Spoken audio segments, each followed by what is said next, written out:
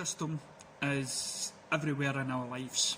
Okay, it's religion, it's cults, it's the way we think life is going to be. It manages us in some sort of way, and once people have that sort of belief system, there is no change in their minds. There's because they feel that they're compelled to stay on that course, because staying on that course means it makes sense of the world. And everybody today has, they're all breaking down mentally and everything. They're questioning everything, which is not a bad thing, because all religion, for me, and cults and whatnot, all comes from people with ideas that majority of the time don't stand the length of time. And what I mean by that is you take some of the major religions that are out there, and most religions out there don't really favour the women that much. They get treated like second class citizens, and I'm talking about the major ones, okay? And we all know what ones the major ones, because they all come from the sort of one place, which is always ironic to me that most religions come from this one area, and for some reason we have those religions separate. And even if you come to the UK, it's like it gets halved again, or Rome and whatnot. It's like the Christian faith gets halved from Catholic to Protestants. You've got the Muslim faith as well, and you've got the extremist sort of views to the normal sort of views, whatever you would call normal in any religion, right? So you've got all of these, and so you've got people that are willing to kill and die for their religion. And this goes back a millennium ago, right? This goes back to the Crusades, and people were going to war. Now, here's the thing that I've always had a problem with God and religion and all those sort of things, is if they were meant to be the holiest of all, the people that were on the good side, then why does some of the religion books show God also punishing people? Why can't he not just be like a so-called father, come down and say, right, you're getting your bottom scalped if you have any of this. I am the father. Why, if there was some sort of one God, could they not just make the presence known? And then that would save all this divide, right? Because every religion believes that their one or their true is the fact of life, and that everybody, and it comes from every religion wants you to come to theirs. So that actually happens, right? And I'm calling all religions a cult, and the reason why is because they brainwash you into coming into the religion, believing that this is the way forward, and that you're going to go to a good place, and but only if you abide by these rules. So then you start to question, well, some of these rules treat, and what's this thing about in the God is a man thing? What makes you think God is a man? Who said this? Who said that God was a man? It was a man from long ago, right? So it came from a man. When they go into church or mosques back or wherever, there was no like female priests or ministers and whatnot. Women had to like cover their heads in shame. Some religions, they cover their face and heads and whatnot, and they don't have the same rights as men. How is that? How is God, who has created us, have these sort of things? Again, it's the cult status. And recently there was an actress on Smallville that I watched quite well, and she was in some sort of cult into thinking that she was doing right by women. And there's a lot of cults in the 60s and 70s and which basically used women they all love the one guy and stuff like that, but you've got to do it. Then Scientology comes into it. Then it's all sort of brainwashing into finding the information about you, and when you look into Scientology, that's a cult. Everything's a cult, and for people that are missing something in their lives. Now, this is what I've always heard, that somebody without religion or without some sort of faith is lost and is lonely. No, I believe that those people seeking some sort of explanation in the world and whatnot, and a purpose in life, that's what they're looking for, right? They're looking for their way in life and their purpose. So this is why you have things like Mormons and stuff like that coming in, and in Mormons, they're not left alone. They have to have another person with them in case that person then decides, I don't want to be a part of this anymore, and they walk away. You've got that other person who says, no, don't do that. So again, it becomes a cult. And Mormons, again, they come from America, and again, it was another man who says, I'm Jesus, and I'm back again for the third time, and here we are. And well, if you came back a third time, why not spread the book all over the place? And where's Muhammad? Where's all these other people? And why is the Jewish who celebrate the same sort of God, why are they different from, I mean, they celebrated that, even though they've been accused for many years of handing Jesus over and stuff like that. So it's just, for me, people are willing to believe that, believe the old books. But when there's a lot of witnesses out there, witnesses that claim to have seen UFOs, aliens, been in contact with aliens, people that go to mediums, people that have contacted their past families and found things that was long forgotten. And on my channel, on the TikTok channel, you go into Netflix as well, there's millions of programs there about these mediums coming forward and even working for the CIA. Now, what you get is magicians like I can't remember the two magicians that always work. One's silent and the other one talks a lot. He's big, can't remember, and he had a show. What was it, Penn or something like that? Anyway, there were two magicians, and they saying, Penn and Teller, is that it? And they're saying, your mediums are fake, there's nothing. They make a living, right, out of fooling their minds, fooling the tricks, pulling the wool over your eyes and make you look the other way. They've been trained in that. They belong to another cult, the Magic Circle. And then you've got the shrinks, right? You've got Darren Brown or something like that either specialise in mental games or hypnotists and whatnot. So they're all trained and they all belong to their wee cults, and what makes the brain work, so they can fool you and leave subliminal messages and then do tests on you to find out how suggested you are, and then they'll go in to an audience and put on the same act as a medium.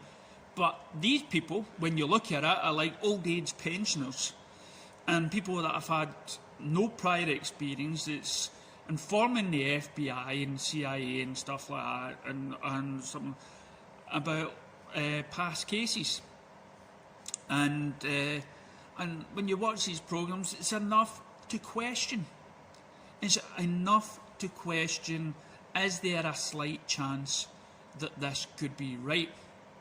But again, a lot of people, people will believe that, or people will go towards religion, and they'll believe that. But my major issue with people that hate mediums, for instance, is when you go to a medium, especially if you go on one-on-one, majority of the time you come out and you're happy and you're smiling and you believe that the person's, looking after you, looking down on you. You go to a church and you're basically praying to the guy upstairs, and who probably, works in mysterious ways, was the real reason why the person left.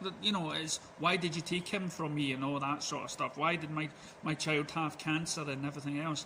But the whole sort of belief It's something to try to make sense of the way the world is run. And when you go towards the religion part, when you go towards a cult, I'm saying if you've got a religion, that's fine, you stick to it. If it gets you through your day, so be it. But all I ask is question whatever you're into, question religion, question what your faith or your belief is telling you to do. To those people that supposedly flew a plane into the Twin Towers, believed they were doing it for the greater good, what God would say, kill these infidels and all that sort of stuff? What God would send the Christian army to battle his other people? What God would pour water all over the Egyptians after enslavement and stuff like that? Surely if he was that sort of God, he would come down. So there's questions like that, and of course any faith or any belief will just come up with the simple answer as he works in mysterious ways, he's trying to show us the way. You'll make an excuse for anything. Even though right now, around the world, there are strange phenomena happening, whether it be people experiencing ghosts, spirits, aliens, balls of light, reincarnation, which children, coming from the words from children, are talking about, and they're reliving and they can see their past life experience. So if they're being reincarnated into somebody else, they're also being reincarnated into another belief system, into another faith system. So then we've got to realize then we've got to question, well, why bother having all these different faiths and religions and everything else when the real answer is out there, and we should be opening our minds to every possibility and not be subjugated to one belief. And I admire those who go into a religion, or any cult, any belief, whether it be Hinduism, Buddhism, Christianity, Judaism, Judaism, whatnot, whatever ism there is out there, Muslims and whatnot, and question it, and have an open mind to everything that you cannot explain, because I believe that the answer is out there, but we're too busy with our eyes closed, with our preconception that the path that we're on is the right one, that we're too that we don't think, hold on a wee minute, could it be that God is not a white man in the clouds? That these people that wrote these books millennium ago, we may have just been either somebody with great ideas on how to make laws that makes us live in a better way. But then again, if they were laws that did not understand the whole creation. Because right now, if you look at the books, they're against people that are gay, people who are transgender, people of a different race, and everything about all these holy books and belief systems. There's always those people that are not allowed to join up, or they've been cast out, or they're heretics, or anything that. Does that sound godlike to you for somebody that's created it? Do these messiahs or people in the past, can they not embrace all these people, all these creations that the so-called gods have created? Or could it be that the people that wrote the books didn't exactly know the mechanics of it all? And whereas today, with humanity questioning religion, questioning what they're seeing in the skies, questioning their governments. They're actually thinking, you know, yeah, being gay is okay, being of this faith, being of that religion, having a sex change, having anything to do with the body, as long as the soul and your mind is good, people will love you, and for whatever or whoever you choose to be. But in most of these cults and belief systems and religion and whatnot, they don't share those values, and to me, those are not coming from a good place. And I'll leave you with a guy that questioned it. Thanks very much. Today, I actually had a particular subject that I wanted to speak about. However, I changed that because of some of the comments that came from last video in the comparison between comparing Islam to the mafia. I understand this will make many Muslims very upset and some very angry. However, that is not the issue. You can be upset, you can be angry, but don't attack, personal attack. Don't make it personal. Speak about the subject. Talk to me about the subject.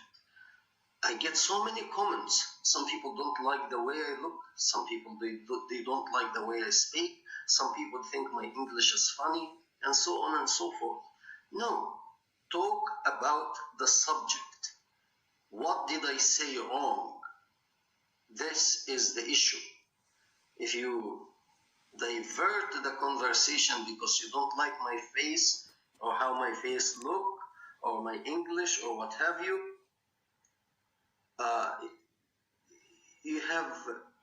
you don't have an issue to speak of. You are trying to use what Muhammad used in the beginning. Anyway, to silence me. You are not going to silence me. And even because I know many people crazy people may try to kill me. Even if you kill me, there will be other thousands of people on the internet and in many places that will speak. You are confronted now. Islam and Islamic ideology are in confrontation. Not actually, Islam is not in confrontation with people or with any other religion. Islam is in confrontation with time. Islam is from the 7th century, and it did not evolve. And because of that, it is not in clash with Christianity or Judaism or Buddhism or Hinduism or even atheism. Islam is not for this time and age. Islam is staying in the 7th century. Okay, let's start. Maybe I hope I can make the video I was planning to make next week, next Sunday. Okay, the title of my subject today, Why Did I Leave Islam, Muhammad and Quran? And I chose that because I want to respond to those people who make it personal and attack me personally, trying to silence me. Okay, those who don't like my face, this is my face, and if you want to listen to me, this is how I look. Get used to it. Okay? If you don't like me, if you don't like my English, if you don't like me, if you don't like the subject I speak about, if you think I'm ignorant, fine. Okay? Turn that YouTube, turn that video off, go to some other person and listen to. Okay? I'm not forcing you to watch my video. Okay? So let's be clear on that. Okay, why did I leave Islam? Muhammad, Quran, and his hadith and his way of life. First thing, I left Islam because of Quran. Many Muslims, unfortunately, they don't read the Quran as a history book, or rather they read the Quran, before they read it, they put a halo on the Quran itself, on Muhammad, on the life of Muhammad, and on the disciples of Muhammad, as if they are next to God, if not God himself. Okay? When you read something with that admiration to the person, many of the bad things will fly over your head without you noticing. So my suggestion to you, if you really want to learn, if you want to know, why did I leave Islam? If you read the Quran without putting this halo on the book or Muhammad or his followers, you will see everything clear. Okay? So Muhammad, he told men that they can hit their wives. Hit their wives. This is barbarism. And even you have some Muslim leaders now, they come up on YouTube and they say, this is a blessing for the wife to be beaten by her husband. And other people, they come, yes, he can beat her, but not on the face. And on the body, he shouldn't break bones. He should maybe punch her, but not to the point that he breaks a bone. And everyone is trying to go around to make it sound like, yeah, it is good. No, it's not. It is not good to hit anybody. Hitting, physical punishment, is humiliation, and it belongs to the 7th century, and it was wrong then, and it's still wrong now. Okay? It is very bad and very wrong. Now, that's one of the things that made me really leave Islam, hitting. And why Muhammad allowed the husband to hit the wife? Because she is half person. She is deficient in her head and in her faith. So therefore, the man, he is not deficient. I don't know, if you go to any mental hospital, there are many men who are crazy. Okay, anyway. But women are all deficient in their mind and heart and faith. That was Muhammad's look at the woman. And if my mother is deficient, how would she raise up a good family? The whole family. Women actually, they are the ones who raise the family because the father is working. The mother is the person who takes care of the children and raises them up. And if she is deficient, her sons will also be deficient. How does that go over the heads of the Muslims? But you have to justify. You put that halo and put Muhammad up and everything is fine. No, it is not. Okay? That's point number one. Number two, Quran. In the Quran,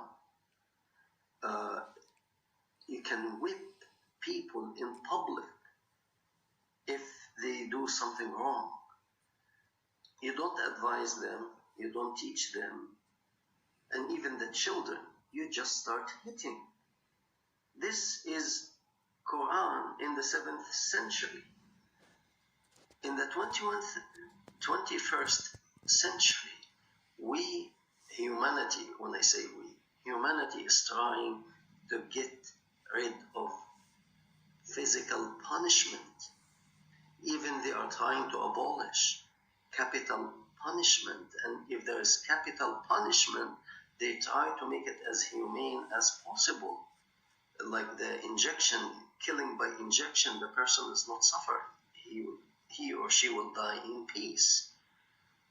They try as much as possible to avoid suffering and humiliation. However, here Muhammad is asking to make, not asking, commanding people to make those who go against his teaching or his will to suffer physically and suffer humiliation in public. Islam command killing, not just killing, but before killing, cutting limbs like the hand and the foot before the killing, and the killing we'll talk about it. But cutting, if we cut the left hand, then you cut the opposite of the leg. So if you cut the left hand, you cut the right foot first, and then crucify that person after you cut his limbs. Crucify him or her in public, and then spear him. Terrible way to die. That is part of the religion. Imagine this in one of your public square. People have to watch. They are made to watch. You get a person who, let's say, whatever crime he or she committed, you chop his hand off, the foot of the opposite side, hang him on a cross and spear him. This barbarism does not belong to this age or even previous age. It's barbarism. Okay?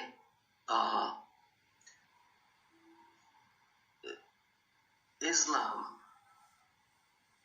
or in the Quran, it is the only book that commands people to have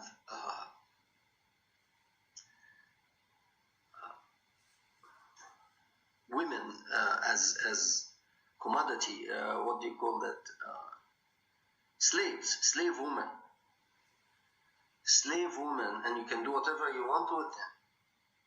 And you can have 10, 20, 50, 100,000, depends on your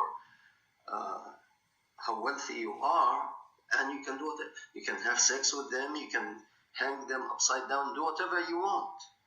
They are slaves, they have no rights, they are not human. The Quran is the only book, it's the only book that command the followers to fight all other religion until they either submit to Islam or made to submit or pay heavy taxes, they call it jizya, tribute, or killed or be killed. These are the three options you have. Either submit by force to Islam, pay jizya, or get killed. That's in Quran. And yet people read that and you don't see it. Quran, Muhammad in the Quran allowed rape of the captive women. Regardless, even if he was really, as many people think, that this man was from God. This is a red flag should come up and say, it's impossible that a man of God will command his people to do this. Command such barbaric behavior to merely, I know in the past, some countries, some forces, when they clash to humiliate the other side, they would rape the woman, but that is not of a religious teaching. This is barbarism. The only religion, the only book that has that clearly recorded that when you have when you subjugate a town or a village, you take the women and they are yours. You can have sexual relationship with them. All that made me leave Islam. Muhammad and his lifestyle also made me leave Islam. Muhammad, he himself, he invaded, he conquered people, he took the women, and he raped one of the women after he finished his war. At the end of the day, on his way home, he raped one of the women, he himself. That cannot be a good example for me to follow. That's why I left Islam. He slaughtered, he gave command to slaughter people. He assassinated people. He crucified people. He did all kinds of atrocity. So this man, I cannot take him as an example for me to follow. Okay, so the life of Muhammad is filled with so much atrocity that's enough to make a person with even half brain in his head to discover that this person was not a prophet. Thank you very much. And if you want to stay on the subject and speak about any particular point for those who launch personal attack, no. If you have something to speak about, I'm more than happy to talk to you about it. We see you next week. Which have forced me to question my Islamic faith. And recently I have decided to finally leave Islam, and in this video I will explain why. Now, I don't think it's fair for Muslims to consider me as some kind of traitor or sellout, because over the years I've done my best to be faithful and loyal to Islam. I did not play games with Islam, and I took my Islamic faith very seriously. And whenever I found any Islamic teaching difficult, problematic, or controversial, I always did my best to research the issue for myself and for my fellow Muslims to resolve it. I certainly was not perfect, but I think very few people would question my sincerity to Allah, Muhammad, and to Islam. So I can assure you that I was committed to this religion called Islam. Now let me address the title of this video, the question, why I left Islam. The answer to this question is the Quran and Muhammad and their teachings on moral standards and conduct. You see, over the past few years, I have found that I am no longer able to defend the Quran and especially Muhammad's morals and conduct. In the past, I have done my best to defend Islam, and in particular to defend Muhammad from the claims and charges made against him. I tried my best to love Muhammad, and I can prove I stood up for him and defended him many times. For example, I produced videos like, Was Muhammad Merciful?, where I tried to provide examples of Muhammad's good character, and my video, Who are the Islam Haters?, where I tried to refute and expose the anti-Islamic critics, and I made many more videos in which I defended Islam and Muhammad. Most of the time I was successful in defending Muhammad against those who were attacking his character, as I was well educated in Islam and I studied Islamic apologetics for years.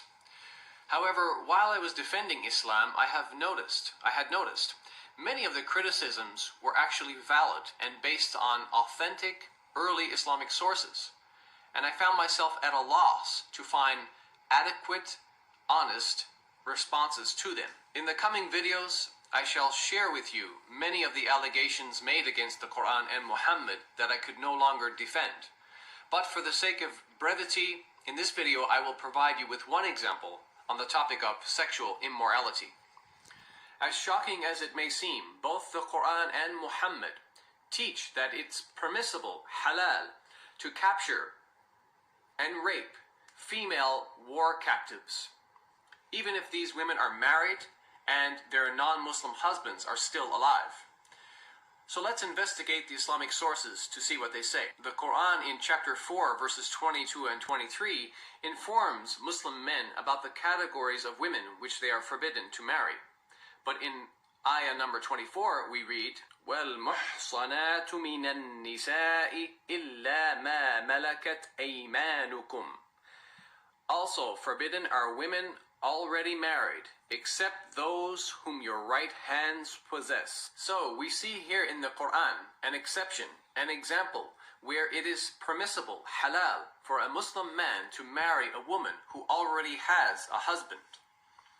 But who are these women described as being owned or possessed by your right hand? For the answer, let us turn to the most famous commentator on the Quran, Ibn Kathir, who, while commenting on Quran chapter 4:24, said the following, quote, Allah said, وَالْمُحْصَنَاتُ مِنَ النِّسَاءِ إِلَّا مَا مَلَكَتْ أَيْمَانُكُمْ. Also forbidden are women already married, except those whom your right hands possess. The ayah means you are prohibited from marrying women who are already married. إِلَّا مَا مَلَكَتْ أَيْمَانُكُمْ. Except those whom your right hands possess, meaning except those whom you acquire through war, for you are allowed such women after making sure they are not pregnant. Imam Ahmad recorded that Abu Sa'id al-Khudri said, we captured some women from the area of Awtas who were already married, and we disliked having sexual relations with them because they already had husbands. So we asked the Prophet about this matter, and this ayah was revealed. وَالْمُحْصَنَاتُ مِنَ النِّسَاءِ إِلَّا مَا مَلَكَتْ أَيْمَانُكُمْ. Also forbidden are women already married, except those whom your right hands possess. Consequently, we had sexual relations with these women. This is the recording collected by At-Tirmidhi, An-Nasa'i, Ibn Jarir, and Muslim in his Sahih. Now at this point, maybe you're in a state of shock. Maybe you're even saying to yourself, this is impossible. The glorious Quran and the noble Prophet Muhammad would never teach such sexual immorality. Or maybe you're thinking, there must be some other more positive interpretation to the Quran, chapter 4, verse 24.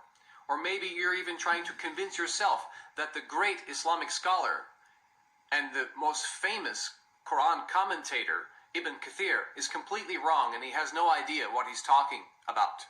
Brothers and sisters, I wish all of that were true, but unfortunately, when we investigate the matter further, things just get worse. For example, we read in the following hadith, in Sunan Abi Dawood, volume 2, hadith number 2155, Abu Sa'id al-Khudri narrated, the Messenger of Allah, meaning Muhammad, sent a military expedition to Awtas on the day of Hunayn, and they met their enemy, fought them, and defeated them. They took captives. فَكَأَنَّ أُنَاسًا مِنْ أَصْحَابِ رَسُولِ اللَّهِ تحرجوا من غشيانهن من أجل أزواجهن من المشركين. But some of the companions of the Messenger of Allah were reluctant or felt uncomfortable to have relations, meaning sex, with them, meaning the female captives, because of their pagan husbands. فَأَنزَلَ اللَّهُ فِي ذَلِكَ وَالْمُحْصَنَاتُ مِنَ النِّسَاءِ إِلَّا مَا مَلَكَتْ أَيْمَانُكُمْ. So Allah revealed the Quranic verse, and forbidden are women already married, except those whom your right hands possess. And this is again Quran chapter 4, verse 24, as we said. أي فهن لهم حلال إذا أنقضت عدتهن. Meaning they are lawful or allowed for them when they complete their waiting period. And this hadith, my brothers and sisters, is sahih, or authentic. So this hadith informs us that the Muslim soldiers had a problem. They wanted to have sex with the female captives, but these women were already married and they had husbands who were still living. So Muhammad then claims to receive a revelation from Allah that instructs the Muslim men to wait for a period of time to ensure that the female captives are not pregnant, And then after that period, these Muslim men are allowed to go and have sex with these married women. Now ask yourself this question. How would you feel if your wife or any woman in your family was captured by some enemy soldiers, then forced to divorce her husband, then forced to marry one of those enemy soldiers, then forced to have sex with that enemy soldier whom she obviously hated? And all of this happened while her husband was still alive.